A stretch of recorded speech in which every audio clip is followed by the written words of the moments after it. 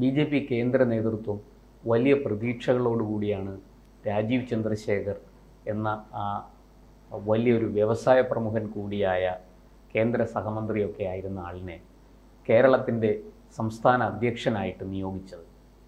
അദ്ദേഹം വന്നിട്ടും കേരളത്തിലെ ബി.ജെ.പിയിൽ വലിയ മാറ്റങ്ങളൊന്നുമില്ല എന്നൊരാക്ഷേപമാണ് ഇപ്പോൾ ഉയരുന്നത്.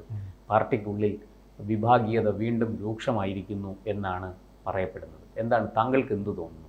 പെട്ടെന്ന് റിസൾട്ട് കാണാൻ 2020 ഗെയിമോ? നിങ്ങൾ അദ്ദേഹത്തിന് ഒരു സമയം കൊടുക്കുക. അദ്ദേഹം ചാർന്നെടുത്തിട്ടേ ഉള്ളൂ. ഇവിടെ നിങ്ങൾ കിട്ടാവുന്ന അങ്ങനെ നേതാക്കന്മാരെ വെച്ച് പരീക്ഷ അല്ലേ? ശോഭാ സുരേന്ദ്രനെ വെച്ച് നിങ്ങൾ സകല മഹാന്മാരെ വെച്ച് ഇവിടെ പരീക്ഷ അല്ലേ? ഇതിനെന്ത് സംഭവിച്ചു? ഇവിടെ മുരളീധരൻ അണ്ടറിൽ കുറച്ച് പാർട്ടി വളർന്നതിനാണ് എന്തെങ്കിലും സംഭവിച്ചു. കുമ്മനത്തിൻ്റെ അണ്ടറിൽ പോലും പാർട്ടി വളർന്നിട്ടില്ല. RSS വളർന്നിട്ടുണ്ടോ? മുരളീധരൻ അണ്ടറിൽ വളർന്നിട്ടുണ്ട്. മുന്നണി സംവിധാനം ശക്തിപ്പെട്ടിരുന്നു. ഒക്കെ ശരിയാണ്. നിങ്ങൾ അദ്ദേഹത്തിന് കുറച്ച് സമയം കൊടുക്കുക. അല്ലാതെ നിങ്ങൾ എന്തുകൊണ്ടാണ് രാജീവ് ചന്ദ്രശേഖരനെ പോലെ ഒരാളെ കൂടെ ഇറക്കേണ്ടി വന്നത്? അദ്ദേഹം കർണാടകയിൽ കംഫർട്ടബിൾ ആയിരുന്നല്ലോ. ഇവിടെ നിങ്ങളും പോരാത്തോണ്ടല്ലേ? ഇവിടെ നിങ്ങൾ കിട്ടിക്കഴിഞ്ഞാൽ ഞാനും എൻ്റെ ആളും 40 പേരും ആയിരുന്നല്ലോ. ആര് വന്നാലും. ശോഭാ സുരേന്ദ്രൻ വന്നാലും അങ്ങനെയൊക്കെ തന്നെ സംഭവിക്കുള്ളൂ. അതുകൊണ്ടാണ് പ്രശ്നം. അപ്പോൾ അതുകൊണ്ട് രാജീവിനൊക്കെ സെൻട്രൽ ലീഡർഷിപ്പ് നേരിട്ട് ഇറക്കി. രാജീവ് ഒരു എന്താ പറയുക, ഈ പ്രൊഫഷണൽ പൊളിറ്റീഷ്യൻ അല്ല, അതാണ് ടെക്നോക്രാറ്റാണ്. ഒരു അമേരിക്കനിലേക്കുള്ള പൊളിറ്റീഷ്യൻസുമാരെ പോലെ ക്വാളിറ്റി ഉള്ള ഒരു പൊളിറ്റീഷ്യൻ ആണെങ്കിൽ ഇവിടെ തന്നെ മാതിരി അലമ്പ് പൊളിറ്റീഷ്യനല്ല. അപ്പം അദ്ദേഹത്തിന് ഇവിടെ ഒന്നാമത്തെ പ്രശ്നം എന്ന് വെച്ചാൽ അദ്ദേഹത്തിന് സംഘടനാ സംവിധാനം അദ്ദേഹത്തിന് കയ്യിലായിരുന്നില്ല.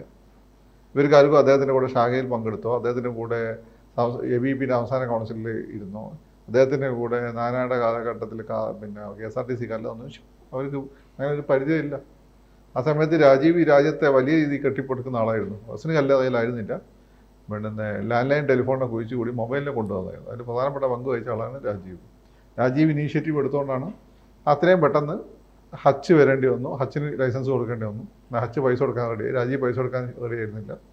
അപ്പം ഹച്ചിന് കൊടുക്കേണ്ടപ്പോൾ രാജീവിനും കൊടുക്കേണ്ടി വന്നു. അങ്ങനെയാണല്ലോ ഈ സാധനം വന്നത്. ഇവിടെ BPL മൊബൈൽ വന്നത്. അത് ഓരോ ഘട്ടത്തിലും പിന്നെ രാജീവ് വെഞ്ചർ ക്യാപിറ്റലിസ്റ്റ് എന്ന രീതിയിൽ പല രീതിയിൽ ശക്തമായ മികച്ച പ്രകടനം കാഴ്ചവെക്കുകയും പല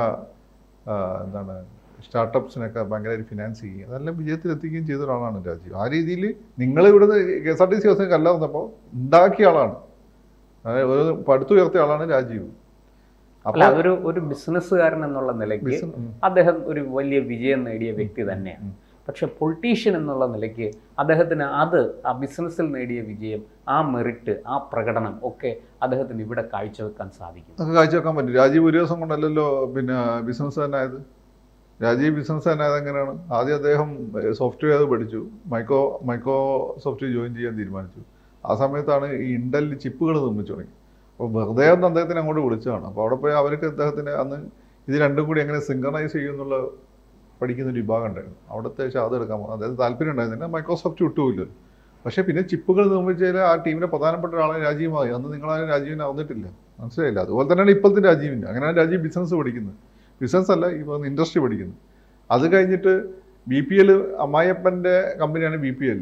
അവിടെ പക്ഷേ BPL മൊബൈൽ തുടങ്ങിയത് രാജീവാണ്. അപ്പോൾ അങ്ങനെയാണ് രാജീവ് ബിസിനസ് പഠിക്കുന്നത്. അങ്ങനെ ഒരു പഠിച്ച ഒരു മേഖലയിൽ രാജീവ് മോശമായിട്ട് രാജ്യസഭയിൽ രാജീവിൻ്റെ പെർഫോമൻസ് എന്താ പെർഫോമൻസ്? നിങ്ങൾ രേഖകൾ കാണില്ലല്ലോ. നിങ്ങൾ ഈ കാലർക്ക് വേണ്ടി കളിക്കുന്ന പണ്ട് തെളിവ് പറയുന്നതും മാത്രമല്ല ഈ പത്രക്കാർ റിപ്പോർട്ട് ചെയ്യുള്ളൂ. രാജീവ് പിന്നെ അവിടുത്തെ ബാംഗ്ലൂരിലെ തടാകങ്ങൾ നിർത്തി ഇവിടെ കേരളത്തിൽ നിന്ന് വന്നിട്ടുണ്ടായിരുന്നു. അവിടെ പ്രധാനപ്പെട്ട വകുപ്പ് കഴിഞ്ഞില്ല. അയാളെ തടാകങ്ങൾ നികത്തി ജലക്ഷാമം രൂക്ഷമാക്കുന്നതിനെതിരെയും പൊതുമുതൽ പിന്നെ കട്ടെടുക്കുന്നതിനെതിരെയൊക്കെ ശക്തമായി പ്രതികരിച്ചിട്ടുണ്ട്. പ്രതികരിച്ച് മാത്രമല്ല, അദ്ദേഹം പ്ലാൻസ് മുന്നോട്ട് വെച്ചു. ആ പ്ലാൻസ് കണ്ടിട്ടാണ് മോഡി എങ്ങനെ വിളിച്ച്. ഇത്രയും MP മാരുണ്ടായി, മോഡി ഇത്ര ആളെ വിളിച്ചിട്ടുണ്ട്. അതാണ് അതിൻ്റെ ഒരു കാര്യം. അപ്പോൾ രാജീവ് സംബന്ധിച്ച് ഞാൻ മനസ്സിലാക്കിയിട്ടുണ്ട്, രാജീവ് പത്രത്തിൽ ഇപ്പം പണ്ടത്തെ പോലെ പൊളിറ്റിക്സും രാഷ്ട്രീയം രണ്ടായി കാണുന്ന കാലം മാറി. അത് കമ്മ്യൂണിസ്റ്റുകാരുണ്ടായി. കമ്മ്യൂണിസ്റ്റുകാർ ഈ പൈസ ഇല്ലായിരുന്നു. അപ്പോൾ അവർക്ക് ബിസിനസ് തുടങ്ങാൻ ശേഷിയില്ല. അപ്പോൾ ഉള്ള ബിസിനസ് പൂട്ടിക്കണം എന്ന് രാഷ്ട്രീയത്തിൽ ഇറങ്ങി അവർ പൈസ ഉണ്ടാക്കി. ഇപ്പോൾ അവർ ബിസിനസ് ചെയ്യുന്നുണ്ട്, മനസ്സിലായില്ലേ? അതേപോലെ തന്നെ ഇപ്പം ബിസിനസ് രാഷ്ട്രീയം ബിസിനസ് അങ്ങനെ തന്നെയാണ്. പണ്ട് ഭാര്യമാർ കോളേജ് പ്രൊഫസറോ പിന്നെ ഡോക്ടറായി കഴിഞ്ഞാൽ അതിന് രാഷ്ട്രീയത്തിൽ അങ്ങനെ ധൈര്യം ഉണ്ടായിരുന്നുള്ളൂ. ഇപ്പോൾ അത് മാറി. ഇപ്പോൾ ആളുകൾ ബിസിനസ് ചെയ്ത് തുടങ്ങി. സ്റ്റുഡൻറ്റ് വിങ്ങിലുള്ള സമയം തന്നെ ബിസിനസ് ചെയ്യുന്ന ആളുകൾ എനിക്കറിയാം. അത് ഇന്നും അറിയാം. ഞാൻ പഠിക്കുന്ന സമയത്ത് എന്നോട് വന്നിട്ടുണ്ട്. അതായത് ബിസിനസ് രാഷ്ട്രീയമാണ് ഉദ്ദേശമെങ്കിൽ എന്താ ബിസിനസ്സും കൂടി നോക്കുക, കാരണം സെൽഫ് ഫിനാൻസ് ചെയ്യണം. അപ്പം ആ ഒരു കാലഘട്ടത്തിൽ ഏറ്റവും പറ്റിയ ആൾ തന്നെയാണ് രാജീവ്. പിന്നെ രാജീവ് കൃത്യമായിട്ട് ഹോംവർക്ക് നടത്തുന്നുണ്ട്, ആളുകളെ പോയി കാണുന്നുണ്ട്. രാജീവ് എല്ലാ സമയത്തും സെൽഫി എടുത്തിട്ട് ആൾക്കാരെ കാണിക്കുന്നില്ല. അങ്ങനെ നിൽക്കുമ്പോൾ ഇതിൻ്റെ ഉള്ളിലുള്ള ആളുകൾക്ക് ഇത് അറിയാം. അപ്പോൾ ചില ആളുകൾക്ക് പേടിയാവും. അതാണ് പ്രശ്നം. അല്ല, ഇപ്പോൾ ഈ ഏറ്റവും ഒടുവിലുണ്ടായ വിവാദം കോർ കമ്മിറ്റിയിൽ മുൻ പ്രസിഡന്റുമാർ രണ്ടുപേരെ വിളിച്ചില്ല എന്നുള്ളത്. പക്ഷെ അതല്ല, പൊതുവെ ആ നിലമ്പൂർ ഉപതെരഞ്ഞെടുപ്പ് വന്നപ്പോൾ സത്യത്തിൽ അദ്ദേഹം ഒരു രാഷ്ട്രീയക്കാരനായ, പരിപൂർണമായിട്ടും മുഴുവൻ സമയ രാഷ്ട്രീയ പ്രവർത്തകനാണ് അദ്ദേഹം എന്ന് പറയാൻ നമുക്കിപ്പോഴും സാധിക്കില്ല. പക്ഷെ അദ്ദേഹം പറഞ്ഞത് BJP ഇവിടെ മത്സരിക്കേണ്ട കാര്യമില്ല എന്നാണ് പറഞ്ഞത്. ഇതൊരു പക്വതയാർന്ന ഒരു രാഷ്ട്രീയ നേതാവിൻ്റെ ഒരു പ്രതികരണമല്ലല്ലോ. അതാണ് പക്വതയാർന്ന പ്രതികരണം. കാരണം എന്ന് വെച്ചാൽ രാജീവിന് ഇത്രയും കാലം ഇവരൊക്കെ ഇവിടെ കിടന്ന് ഉണ്ടാക്കിയില്ല. എന്തുണ്ടാക്കി? അവിടെ മുരളി ആ നിയമം സീറ്റ് പിടിച്ചു കൊടുത്തു, സുരേഷ് ഗോപി മറ്റേ സീറ്റും പിടിച്ചത്. നിങ്ങൾ സുരേന്ദ്രൻ്റെ പേര് ഒന്നുകൂടെ നോക്കും. സുരേന്ദ്രൻ്റെ പേര് സുരേഷ് ഗോപി അവിടെ 5 വർഷം നടത്തിയ ഒരു പ്രകടനത്തിൻ്റെ ഫലമാണ്. അയാൾ സുരേഷ് ഗോപിയിലുള്ളൊരു വിശ്വാസമാണ്. പിന്നെ സംഘത്തിൻ്റെ ബേസിക് ആയിട്ടുള്ള ഒരു സ്ട്രക്ചർ അവിടെ ഇറങ്ങിക്കളിച്ചു നന്നായിട്ട്. ഇത് നിൽക്കാതെ കൂലി മാറ്റിയവർ രണ്ടാമത് പാൻറ് ഷർട്ട് ഇട്ട് ഭാര്യനെ കൂടി വോട്ടടിക്കാൻ പോയി എനിക്കത്. എനിക്ക് നല്ല ഫീഡ്ബാക്ക് കിട്ടിക്കൊണ്ടിരുന്നു. അപ്പോൾ അങ്ങനെയാണ് അവിടെ ജയിക്കുന്നത്. അപ്പം അദ്ദേഹം ഈ രീതി ഒരു പുതിയൊരു പ്രവർത്തന രീതിയുമായി മുന്നോട്ട് പോകുമ്പോൾ അന്നമാണ് ഈ ബൈ ഇലക്ഷൻ വന്നത്. ഈ ബൈ ഇലക്ഷൻ BJPയുടെ A ക്ലാസ് മണ്ഡലമൊന്നും അല്ല. അത് ഹിസ്റ്റോറിക്കലി BJP ആയിട്ട് ബന്ധമുള്ള സ്ഥലമാണ്, പക്ഷേ A ക്ലാസ് മണ്ഡലമൊന്നും അല്ല. പിന്നെ രണ്ടാമത്തെ കാര്യം എന്ന് വെച്ചാൽ ഈ പറഞ്ഞതിന് അങ്ങനെ നമ്മളിപ്പം അർജുനൻ്റെ ഒരു കഥയുണ്ടല്ലോ, അത് ഈ പാണ്ഡവരെയും കൗരവരെയും കൂടി പിന്നെ നമ്മുടെ ദ്രോണാചാര്യർ അമ്പെയ്ത് പഠിപ്പിക്കുമ്പോൾ ഒരു കിളീനെ കണ്ണിൽ അമ്പ് വിളിക്കണം. അപ്പോൾ പിന്നെ ദുര്യോധനെ വിളിച്ചു, നീ എന്തൊക്കെ കാണും? ഞാൻ ആകാശം കാണുന്നുണ്ട്, ഭൂമി കാണുന്നുണ്ട്, സകലയും കാണുന്നുണ്ട്. യുധിഷ്ഠിരനെ വിളിച്ചു, ഞാൻ ഗുരുവിനെ കാണുന്നുണ്ട്. മൂപ്പർ എങ്ങനെയാണല്ലോ, ആദ്യം ഗുരുവിനെ കണ്ടിട്ടില്ല, മഹാത്മാവാണല്ലോ, ഇല കാണുന്നുണ്ട്. അതുപോലെ ഭീമനെ വിളിച്ചു, എന്തൊക്കെ കാണുന്നത്? ഞാൻ സകലതും കാണും, പട്ടീനെ പൂച്ചനെയൊക്കെ കാണുന്നത്. അത് അർജുനെ വിളിച്ചു, നീ എന്താണ് കാണുന്നത്? ഞാൻ കണ്ണ് മാത്രമേ കാണുന്നുള്ളൂ, കണ്ണേ കാണാവൂ.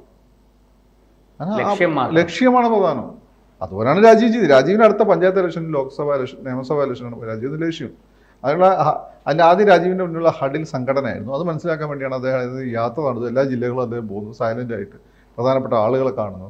പല ആളുകളെയും അദ്ദേഹം പാർട്ടിയിലേക്ക് കൊണ്ടുപോകുന്ന എനിക്കറിയാം. അവരെൻ്റെ സുഹൃത്തുക്കളായതുകൊണ്ട് എനിക്ക് മെസ്സേജ് അയച്ചു, നല്ല ആരും ഡിക്ലെയർ ചെയ്തിട്ടില്ല. വളരെ പ്രമുഖരും, നിങ്ങൾക്ക് അറിയാവുന്ന പല പ്രമുഖരും ഇപ്പം BJPയിൽ മെമ്പർമാരെ വന്നിട്ടുണ്ട്. അത് ഡിഫൻസിലുള്ള ആളുകൾ, എഞ്ചിനീയർമാർ, അങ്ങനെ ഒരുപാട് ആളുകളെ. പിന്നെ രാജീവ്, അല്ല, ഇതൊക്കെ നേരത്തെയും നടന്നിരുന്ന കാര്യങ്ങളാണ്. 2015 പക്ഷേ അന്നുള്ള എന്തും നമ്മൾ വ്യത്യാസം, രാജീവ് ഇതൊന്നും ഒരു പബ്ലിസിറ്റി കൊടുക്കുന്നില്ല എന്നുള്ളതാണ്. ഒക്കെ രഹസ്യമായിട്ട് നടക്കുകയാണ്. ഇതിന് ആവശ്യമില്ല പബ്ലിസിറ്റി കൊടുക്കുന്നില്ല. പബ്ലിസിറ്റി കൊടുക്കുന്നത് നിങ്ങൾ രാജീവ് വലിയ സംഭവമായി. പിന്നെ കോർ കമ്മിറ്റി ഞാൻ മനസ്സിലാക്കിയെടുത്തോളം അതൊരു അവലോകന മീറ്റിംഗാണ് നടന്നിട്ടുള്ളത്. ആ അവലോകന മീറ്റിംഗിലേക്ക് എല്ലാവരും വിളിക്കേണ്ട ആവശ്യമൊന്നുമില്ല. അതൊരു രാജീവ് ചന്ദ്രശേഖർ തന്നെ തുറന്നു പറഞ്ഞു അത് ഒഴിവാക്കപ്പെട്ടത് ശരിയല്ല, തെറ്റായ കാര്യമാണ്. അത് ഈ രാജീവിൻ്റെ പ്രശ്നം എന്താ പറയുക, രാജീവ് ചെറിയൊരു കൺഫ്യൂഷൻ ഉണ്ടെന്നു. അപ്പം ഇവിടെ നിലമ്പൂര് മത്സരിക്കേണ്ട തീരുമാനിച്ചാണല്ലേ. അപ്പോൾ ഇവിടെയുള്ള സ്ഥിരമുള്ള ആളുകളെല്ലാം കൂടി പോയി പ്രശ്നം ഉണ്ടാക്കിയാണ്. ഇലക്ഷൻ എന്ന് വെച്ചാൽ പല സാധ്യതകളാണല്ലോ. അപ്പോൾ BJPയുടേതായ ഒരു കരുത്തുണ്ടല്ലോ, ആ കരുത്ത് കാണിക്കണ്ട. അവിടെ അത്രയും ആ സമയത്ത് അവിടെ ഉപയോഗിക്കുന്ന റിസോഴ്സസ് ഈ പാർട്ടി കെട്ടിപ്പടുക്കുന്നതിന് വേണ്ടി ഉപയോഗിക്കുക, അതാണ് പ്രധാനം. അപ്പം ചിലതൊക്കെ നിങ്ങൾ വിട്ട് കളയണം. വിട്ട് കളഞ്ഞാൽ ഈ നരേന്ദ്രമോദി ഗുജറാത്ത് മുഖ്യമന്ത്രി സ്ഥാനം എത്ര തവണ വിട്ട് കളഞ്ഞിട്ട് BJPക്കാരോന്ന് ചോദിച്ചു നോക്കും. പലതവണ വിട്ട് കളഞ്ഞിട്ടാണ്. മോഡിക്ക് അതിന് മുമ്പേ കയറി, മോഡി വാശി പിടിച്ചില്ലല്ലോ. വിട്ട് കളഞ്ഞിട്ട് ഏറ്റവും അനുകൂലമായ സാഹചര്യത്തിൽ അദ്ദേഹം കയറിയിരുന്ന അവിടെ. അതുപോലെ ചിലത് നിങ്ങൾ വിട്ട് കളയണം. വിട്ട് കളഞ്ഞിട്ട് നിങ്ങളെ ലക്ഷ്യം, നിങ്ങൾക്ക് നഷ്ടപ്പെടാൻ ഒന്നുമില്ലല്ലോ. അപ്പോൾ എല്ലാം എല്ലാവരും പ്രൂവ് ചെയ്യേണ്ട ആവശ്യമൊന്നുമില്ല, നേടാനേ ഉള്ളൂ. അപ്പോൾ ചിലതൊക്കെ വിട്ട് കളയണം. വിട്ട് കളഞ്ഞ് അന്നാണ് BJP ഇത്ര വരെ എത്തിയിട്ടുള്ളത്. ഇത്ര സീറ്റുകൾ ജനതാദളിന് അവർക്കൊക്കെ വിട്ടുകൊടുത്തിട്ടുണ്ട് പല സ്ഥലത്തും ഒക്കെ ഉണ്ടായിരുന്ന സമയത്ത്. പിന്നെന്ത് ചെയ്തു? മെയിൻ പാർട്ടിയായ സമയത്ത് ഓരോന്നോരായ പതുക്കെ അക്യൂർ ചെയ്തെടുത്തു. അങ്ങനെയല്ലേ ചെയ്ത്? ആ സ്ട്രാറ്റജി ചെയ്യുന്നത് കേരളത്തിൽ വർക്കൗട്ട് ആകാത്തത്? കേരളത്തിൽ CPM അല്ലെങ്കിൽ കോൺഗ്രസ് പോലുള്ള പാർട്ടിയാണോ ഇത്? അല്ല. അപ്പോൾ സ്വാഭാവികം അത്ര സ്ട്രാറ്റജി വേണ്ടിയാണ്, സ്ട്രാറ്റജിയാണ്. അപ്പോൾ രാജീവിൻ്റെ പ്രശ്നം അതാണ്. ഇവരെല്ലാം കൂടി പ്രഷറൈസ് ചെയ്യുമ്പോൾ രാജീവിന് എപ്പോഴും പറയുന്നു, രാജീവിന് നിലമ്പൂര് മത്സരിക്കേണ്ട എന്നുള്ളത് അന്നും ഇന്നും രാജീവിൻ്റെ തീരുമാനം. പിന്നെ മോളിൽ നിന്ന് നിർദ്ദേശം വന്നതനുസരിച്ച് അത്രയേ ഉള്ളൂ. ഈ കോർ കമ്മിറ്റി അങ്ങനെ തന്നെ രാജീവിൻ്റെ തീരുമാനം ഇതായിരിക്കും. പിന്നെ ഇവർക്കൊന്നും വിഷമമുണ്ടായിട്ട് രാജീവ് അങ്ങനെ വന്നിട്ടുണ്ട്. രാജീവ് നല്ല ഡിറ്റർമിനേഷൻ ഉള്ള ഒരാളാണ്. പിന്നെ ഈ പറഞ്ഞതിന് നിങ്ങളൊക്കെ ഒന്ന് ബഹുമാനിച്ചില്ല, ചിലപ്പോൾ നിങ്ങൾ പാരൊക്കെയല്ലോ. അതുകൊണ്ട് മജീദ് ഇപ്പം അതിനുള്ള പ്രശ്നം വേണ്ട വിചാരിക്കുന്നതായിരിക്കും. കൂടുതൽ വാർത്തകളും വിശേഷങ്ങളും നിങ്ങളിലേക്ക് എത്താൻ ABC മലയാളം സബ്സ്ക്രൈബ് ചെയ്യുക, ബെൽ ബട്ടണും അമർത്തുക.